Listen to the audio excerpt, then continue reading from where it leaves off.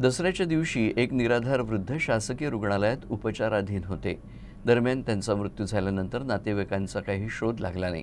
ही बाब शहर पोलिसांनी सामाजिक संस्थेला कळवली। अखेर शासकीय सोपस्कार पार पाडत पोलिसांनी आणि सामाजिक संस्थेच्या कार्यकर्त्यांनी मृतकावर अंत्यसंस्कार केले।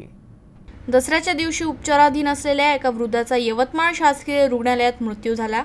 त्याच्या नातेवाईकांचा शोध लागला नसल्यामुळे शहर पोलिसांनी सामाजिक संस्थेला कळवलं। सामाजिक संस्थेनं स्मशानभूमी येथे वृद्धाचा अंत्यसंस्कार पार पाडला व पोलिसांनी आणि संस्थेनं अशी निराधार व्यक्ती आढळल्यास संपर्क साधण्याचे आवाहन केले। अंत्यविधी करत आहे। तर याच कार्याला नंदिनी फाउंडेशन यांची मोलाची साथ लाभली आहे।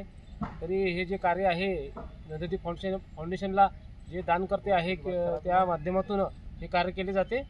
तरी मी नंदिनी फाउंडेशनचे आभार मानतो। तसेच यापुढील ते आम्हाला सहकार्य करतील असे बोलून मी माझे 2 शब्द संपवितो।